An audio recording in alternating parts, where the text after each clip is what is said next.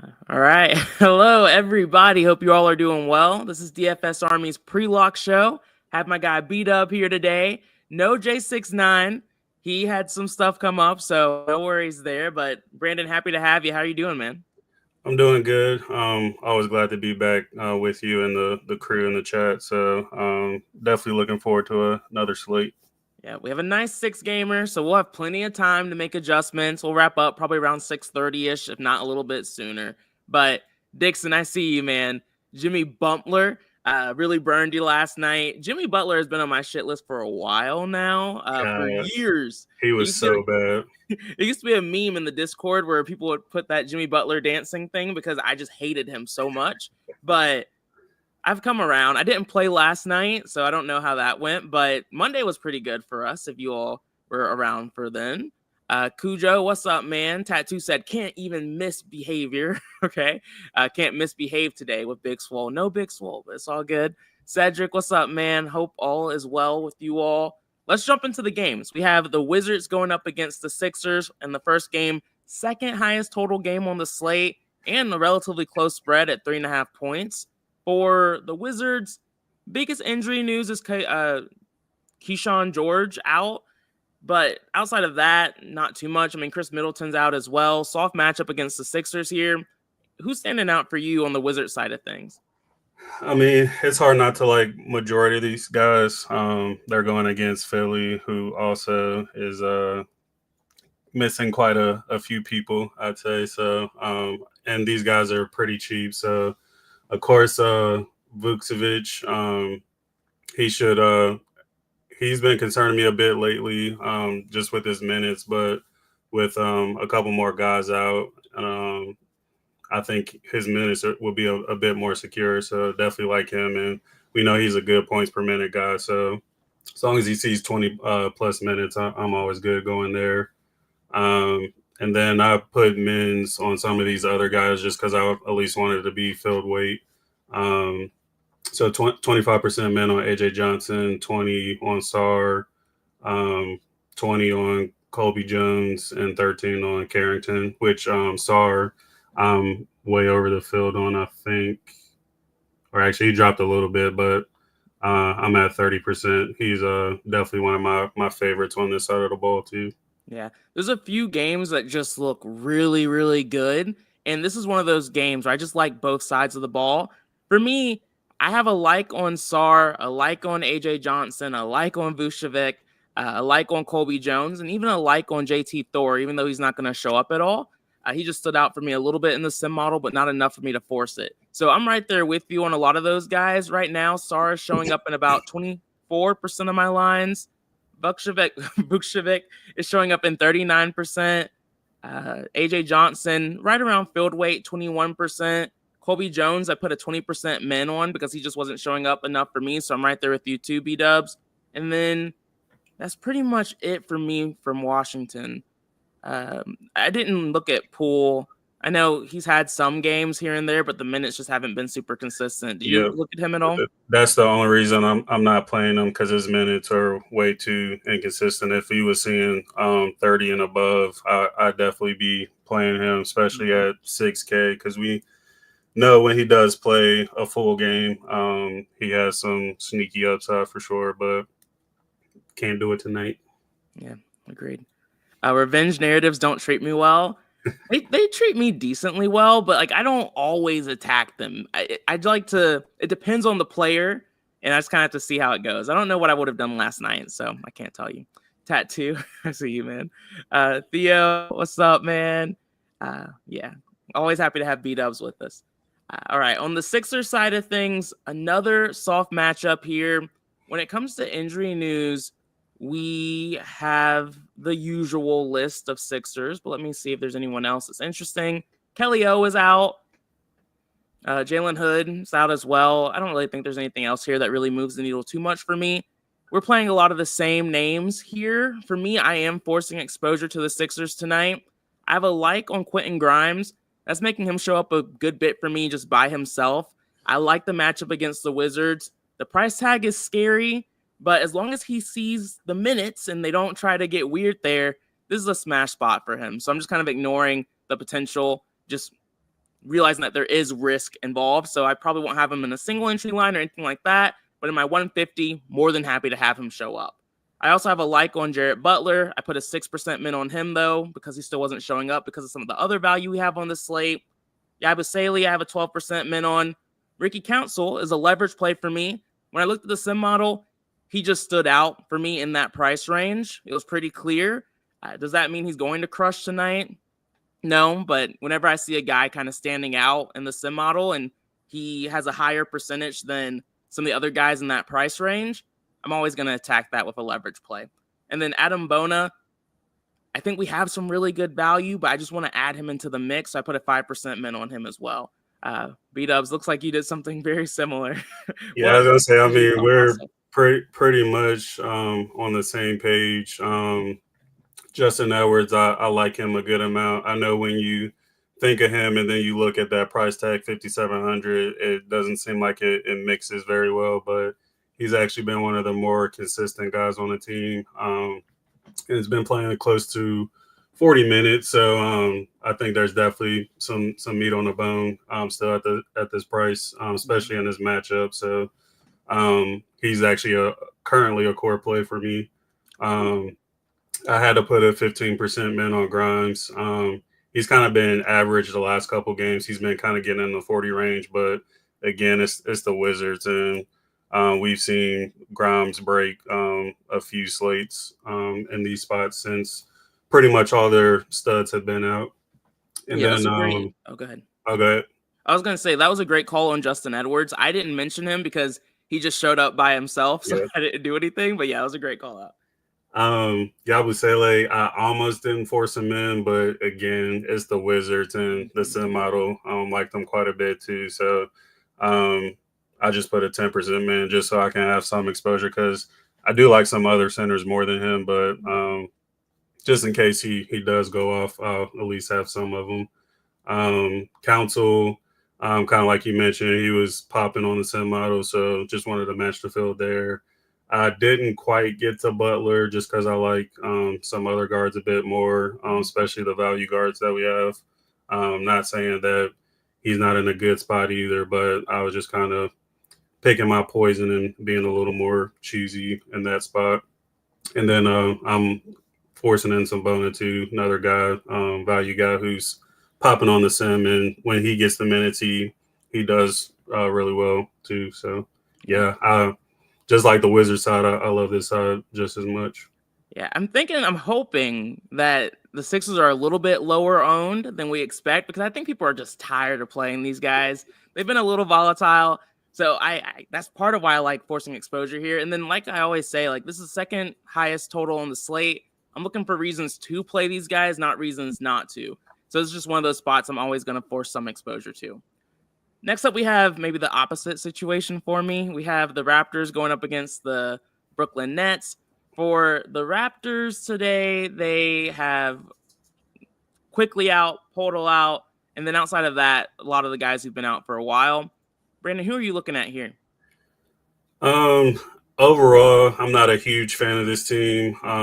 The Nets we usually don't like to play against. They just a really slow paced team, and their games are typically ugly. I did force in two guys though, just to mix in some more value. So Magbo, he's been seeing a good chunk of minutes, and he's been really solid. And just wanted to make sure I had some exposure to him. And then Walter was just another cheap guy who was popping on the sim model. I think back-to-back games he's had like close to 30 fantasy points. So just risky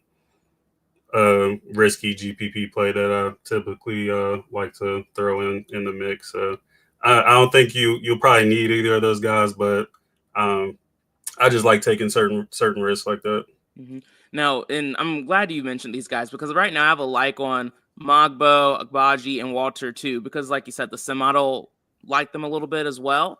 And we have really solid value in the Bucks game. And that's where a lot of people are getting their value, but we talk about it all the time. And you see it a lot in those winning lineups. They have a lot of the value that we trust, but then they usually have like some random one-off value that no one else has exposure to. And so that's why I like the 10% min on Magabo. I'll follow you with the 5% min, the 5% min on Walter. And then I'll add a 5% min on Abaji here as well, just because I want to have these guys in the mix. They're not my favorite value just because of, like we talked about, the pace, low game total, but it's still a solid spot for me. So I'll do a 3% min on Walter, 5% on Abaji, and then 10% on Magbo, just to kind of add these guys in the mix too. So I'll follow you on that. And then on the net side of things, there is injury news, which is kind of like the main reason why these guys are a little bit viable. Cam Thomas is out, Cameron Johnson is out, and then Sharp and Melton have been out for a good bit. And so with really Cam Thomas and Cameron Johnson out, that's why we see guys like D'Lo popping a bit more. Zaire Williams is a bit more interesting. And then the bigs like Watford, Claxton, and Clowney have been relatively solid over the last few games, and they have a soft matchup against the Raptors. Total is still low because they're the Nets, but they have a soft matchup, which is the exact opposite of what the Raptors have. So right now I have a like on Claxton, D'Lo, Watford, Zaire Williams, and Clowney. And D'Lo is showing up in about 60% of my lines, so it's looking like he might be a core play for me. Watford, only 17%. Claxton, 11%. Clowney, I put an 8% min on. Just wanted to make sure he was in there because I liked him as a potential value play. And then that's it. So I do like some of these guys, but they're not showing up as much as I thought they would. What are you doing here, Brandon? I think I might follow you on some of this. Yeah, of course, D'Lo was popping a good chunk and is currently a core play for me as well. Chalky D'Lo is always scary, but it's against the Raptors, and they're a pretty weak defense, of course. So at 5,800, I'm just going to eat that chalk. And then I put a couple mins on a couple people. Claxton was kind of hovering around fill weight, but I just put that 20% min just to make sure he doesn't fall below that because the Raptors definitely struggle down low, especially when Podol was out too. So wanted to make sure I got some of him, and that's kind of why I threw 35% min on Watford as well, because I was only getting like around 15%, maybe a little bit lower. So wanted to make sure I matched the field there because I do like him quite a bit tonight. And then I don't really have any strong feelings on other guys like Zaire or Clowney. I'm just kind of letting the DS dictate how much I get of them. Yeah, I get that. I'm going to follow you, put a 35% min on Watford, 20% min on Claxton. And I am so close to pulling the trigger on Zaire. With Cam Johnson out, it does kind of raise his minutes floor a bit. I think I'm going to just play the middle and put a 10% min on him for now. Yeah, I might do the same because I'm actually not getting any of him, which I don't like. Yeah, it's one of those slates where there's a few just interesting spots with guys who aren't, seeing too much ownership. But we'll see. All right, next up we have the Lakers going up against the Pacers. This is one of those games, too, where it's just a little bleh. Not too many guys stand out on the Lakers side, at least. We have the pay-up options with, like, LeBron and Doncic, but outside of that, I'm not seeing too much exposure. Looks like you're not forcing exposure to anyone here. Who are you seeing show up, though, in your lines? I mean, I think it's pretty easy to read this team tonight. It's Luka and LeBron and move on. I mean, you can throw Reeves in the mix too, but I always like playing him when either Luka or Bron sits. But with them both in, I just think we have better spots. But at 2% ownership, especially in a pace-up game against the Pacers, I could see it, but I think it's a long shot. But yeah, I'm not getting anyone outside of LeBron and Luka. Where am I at? 47% on Bron and 21 on Luka, so right on field weight on him. Yeah, for me, with some of the changes I made, Doncic stopped showing up for me, and so I'm going to put a 20% min on Doncic, and then LeBron shows up by himself. I'm around 40% exposure to him, so I'm right there with you. I don't have exposure to any other Laker. I think the Reeves call is interesting. I won't say it's a call because you're not playing him, but I like you. I understand the thought process. I just think there's better plays on the slate ultimately. Next up, we have the Pacers going up against the Lakers. For the Pacers tonight, Isaiah Jackson's out, but he's been out for a while. No real injury news here. You just kind of like the matchup against the Lakers. They're not the best defensive team. Halliburton's been in fantastic form. I have a 20% min on him. Fantastic's a little extra. He's been in solid form. We know how volatile he's been this season, but in a soft matchup against the Lakers, I have a 20% min on him. Miles Turner is I have a lot of sneaky center plays I like on the slate, but I have a 16% min on Miles Turner. I like playing bigs against the Lakers. They don't really have a great defensive front court. And so that's one of the reasons why I'm forcing exposure to him. And I see what you're doing with Siakam. You might talk me into it, but what's your thought process there? Yeah, so when it comes to the Pacers, so when everybody's healthy, it's always kind of hard to read where to go because, I mean, especially their top three guys in Hallie, Siakam, and Turner, like any one of those guys can pop off.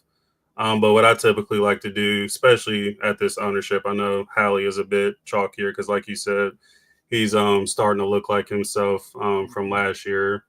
So hard not to like him in this spot. But even Siakam and Turner, when they're in good spots, I'll definitely force them in, especially Turner. I love attacking Turner because I feel like he just gets slept on every slate, and he has 60-point upside, especially against this Lakers team with no really solid big. So it's just the main trio for me, forcing in Hallie, Siakam, and Turner. Yeah, I did put a 4% min on Aaron Nesmith. He just stood out for me a little bit in the sim model, but not my favorite play by any means. Also, the highest total game on the slate. So one more reason for me to want to force exposure here. And just kind of following that philosophy, I am going to put a 3% min on Reeves just because it's the highest total on the slate. So I'm just going to do what I usually do there. Next up, we have the Clippers going up against the Knicks. This game feels gross to me, but it also feels like we kind of have to have exposure. The tough part here is James Harden is questionable. If he gets ruled out, you throw everything out of the window, and we're playing a crap ton of the Clippers.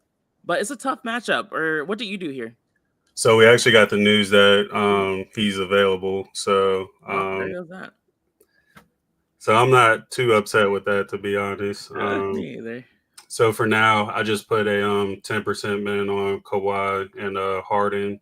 I did consider Zubac, but some of the other bigs like Sarr and Turner that we mentioned, and when we get to some of these next couple games, there's some more center plays. So again, just being kind of selective in certain spots, but I definitely don't hate it if any of you guys want to take a shot there because we've seen a great upside from Zubac, but just kind of wanted to put my focus on Kawhi and Harden.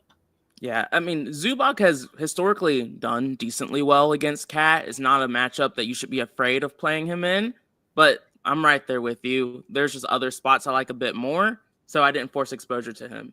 Just with the updated ownership, I did put a 12% min on Harden. Simano did like Harden a decent amount just as one of those pay-up options, and I have a 15% min on Kawhi, just trying to match the field there.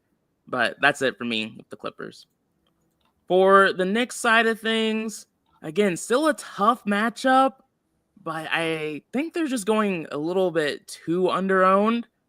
I'm forcing exposure to a lot of the Knicks. A lot of this is because of the sim model, but I have a 20% min on Karl Anthony Towns. I never trust him, especially in tough matchups. I hate seeing him take and shoot threes, but if he can get going from the three tonight, that's probably his best way of getting us there, which sounds disgusting, but he's really too low owned for me on this slate, and we have the value to pay up and take some shots on these guys. So I have a 20% min on Cat, leverage play for me tonight. And I have a 10% min on Hart, 10% min on OG, 7% min on Bridges. I just don't trust him, so that's why it's a little bit lower than some of the other guys. Then I have a 20% min on Campaign, just trying to make sure he shows up. And it looks like, Brandon, you did the exact same thing. Do you have a little bit of a different philosophy for why you did it, or was it also the same for you as well? I mean, the sim always kind of confirms my thought process because I just have certain thoughts before I even look there, and I kind of go there just to see if it agrees with what I'm thinking. But yeah, between OG and Bridges, specifically. I feel like they're two guys who pretty much always go low owned, of course, unless somebody is ruled out. But I mean, we just seen it with OG last night, who put up a 50-point game. Both of these guys, they might not always have ceiling games, but we know the potential is there, and they're always well priced for that. So I just wanted to throw them in the mix at this ownership.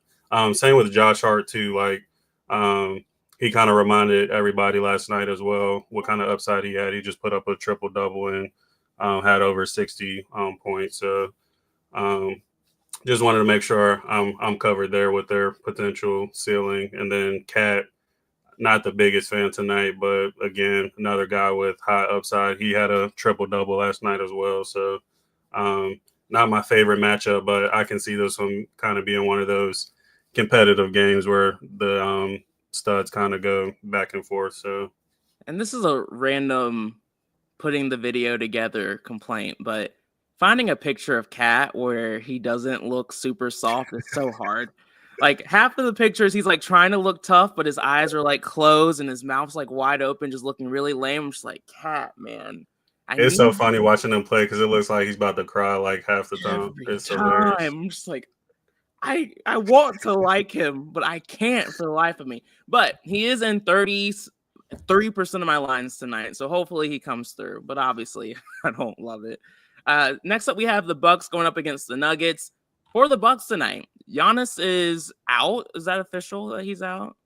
I believe it is. Yeah, he's officially out. Lillard is out. Unfortunate situation that's going on there. And then Portis has been out for a while here. With Lillard and Giannis out, game changer. You're getting a crap ton of the Bucks in all of your lines, and I'm happy about it, especially against the Nuggets, who haven't been a great defensive team this year. What are you doing here, Brendan? Yeah, so I mean, this is clearly one of the teams, if not the team of the night. So I won't go too much in depth with the two obvious players, but I'll just mention Kuzma and Porter. I mean, I'm just going to eat that chalk there. I know, especially chalky Kuzma can be scary, but when Giannis is out and Dame as well at 5,900 against the Denver defense, we know guys can put some points up against. I don't mind playing it. Mm-hmm. Gary Trent made sure to put a 30% min on him. He's typically in the past somebody I shot away from just because of how volatile he's been, but he's actually been pretty consistent recently. So with all these guys out, he's just another value play. I wanted to make sure I was at least even with the field on because he was somebody else I was barely getting exposure to. Brooke Lopez, love him. The field is finally getting smart and playing him because kind of like Turner. I compare him to Turner because he always gets slept on and he just has great upside and is usually at a pretty decent price. And no Jokic. Yeah, and no Jokic, which is beautiful. So I feel like he eats tonight. Rollins, I didn't put him in on. I'm just kind of letting the DS dictate what I get on him. He hasn't been as solid, but it is a good spot. So I wouldn't be surprised if he had a bounce back night. And I can never get down with Prince. Like his usage rate, even with all these guys out, is just it's crazy how little points he scores. Like I think last game he only scored like 9 fantasy points. Like I can't get down with Prince, so I skipped out on him. But pretty much everybody above Prince I love a lot tonight. Yeah, there's a lot of guys like Prince that I'll pick and choose my spots on. I'm not picking on that spot tonight. I just can't do it. But like you, I'm over the field on Brooke Lopez. I have 90-some% exposure to Kuzma and KPJ. I did put a 21% min on Ryan Rollins just because I wanted him in the mix as well because he wasn't showing up at all. But I don't think, like you said, he's a player you have to force in. He's just someone I wanted to see. I had a 26% min on Gary Trent Jr., but I'm with you. I ended up increasing it to 30%. And then if you're looking for a silly, cheap 3K player, I think Andre Jackson Jr. is a viable flyer at 3K. I don't think you need it at all on this slate because we have some really solid value, but Sim model liked him, and we've been hitting on a few of these plays, so I put a 2% min on him. For the Nuggets, this is a team that I'm still really trying to figure out exactly how I want to attack with them yet. At this point, Jokic is questionable, so he's not officially out unless I missed some recent news. Aaron Gordon is questionable, and then MPJ is also questionable tonight. Am I off on that? Have we gotten any more recent updates on any of that? Not yet. We're still waiting, unfortunately. Yeah, I think I just assumed Jokic was going to be out because he's been out for a while. But Yeah. what are you doing with the Nuggets? So with Jokic, I know I think he was doubtful before, but got upgraded to questionable. So that's at least a good sign for him. I mean, I could still see him sitting, especially does he really need to play tonight? Giannis and Dame are out. So I wouldn't be surprised if they still sat him. Aaron Gordon, I feel like he might sit because he's been out a bit longer. He's dealing with a couple of issues, and MPJ, I'm leaning he's out too because I think he was a late addition to the injury report. So I could see Jokic playing and then the other two sitting, but I can be completely wrong. But it's just so hard to attack this team because we really don't know. It's pretty much a guessing game, and I hate not knowing what's going on in situations like this because it sucks when you come out on the wrong side of it. So as you can see, I really didn't do anything here. I'll be thinking about it more as we get closer to lock, but for now, I'm just kind of playing the waiting game and try to adjust as much as possible when we get the news. Yeah, I would love to see two of like Jokic, MPJ, and Aaron Gordon get ruled out because then we could have a fantastic spot for some guys that I already like at some low ownership. So Jamal Murray, I love playing guards against the Bucks, but Lillard's not playing unfortunately. But this is still a really soft matchup for him, and it gets better the more guys are out. So like Jokic, if he gets ruled out, fantastic play. MPJ, same thing. Aaron Gordon, same thing. He will be pretty chalky as we get that news, but even if these guys do play, which, like you said, I don't expect all of them to play, Jamal Murray's still in a pretty solid spot at 8,600. So he's someone I have a 6% min on right now, but I do think by the time we get to this game starting, he will be much chalkier. So I'll probably have to have around like 30-40% of him, to be honest, on this slate. So that's about it there. Like you said, we can only do so much with the information we have. Celtics, very similar situation. Tatum was doubtful earlier today, and now he was upgraded to being questionable. So looking a little bit more likely he's going to play. He wasn't shoot around. If this team's healthy, it's kind of tough to look at him. But do you like anyone here, Brandon? Not really. I mean, if you look at the pricing, like these guys are just so expensive. Like I can't do an 11K Tatum, even 8,900 for Jalen, 81 for White. Like I usually like playing teams against the Suns, but I'm just not seeing the value here. I did think about Porzingis because, of course, the Suns kind of struggle down low, so I can see if anybody here pops off, definitely him. But yeah, just not really liking this team at all, unless Tatum gets ruled out, of course. But for now, not doing anything here. Yeah, Porzingis will be a leverage play for me. The thing I've been going back and forth on is how much leverage is too much leverage on Porzingis. Originally, before the show started, I had 10%. I've decreased it now down to 5%, a 5% min on Porzingis. Like you said, Brandon, the best way of attacking the Suns is hitting Nick Richards and their other really bad centers. And Porzingis has had and shown a lot of upside here recently. His minutes have been a lot more consistent.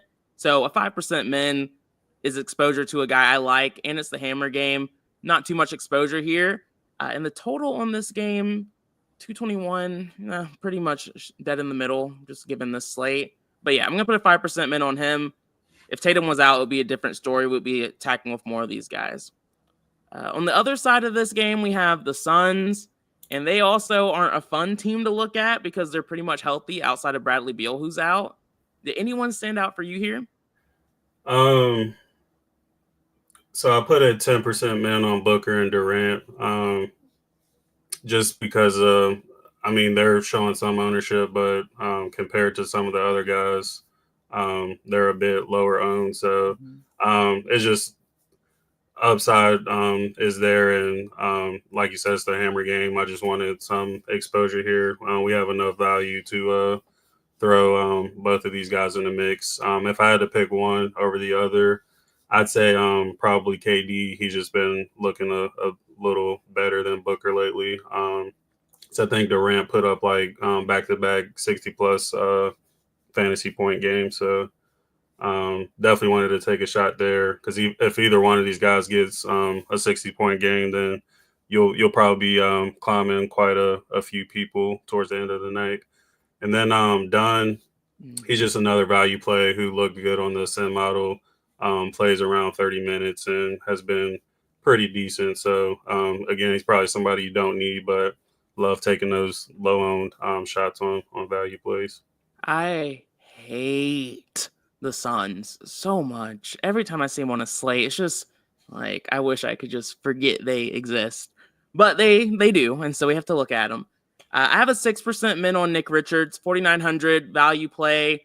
Really efficient when he's out there. Don't love the matchup, but I do like his low ownership. So 6% min, just another one of those cheap guys I'm adding into the value mix.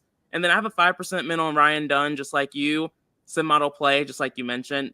Not much else besides that. He sees a lot of minutes, but doesn't typically do too much out there. But taking the shot. And then KD and Devin Booker, without doing anything to them, they just won't show up. And I think that's probably okay. But like you, I have a 12% min on KD, just kind of taking my shot on one of them just to have a little bit of exposure here, but I don't love the spot. Dixon, I appreciate you, man. If you all could smash and hit the like button, would be greatly appreciated. And then also, if you want access to the Discord and the domination station and the sim model that we keep talking about, feel free to click the link in the description. Use promo code BDUB, BDUBB, for 10% discount. All right, let's talk through some of the questions before we wrap up here. Big Rob said, who are your core single entry plays? Brandon, what's your core plays looking like?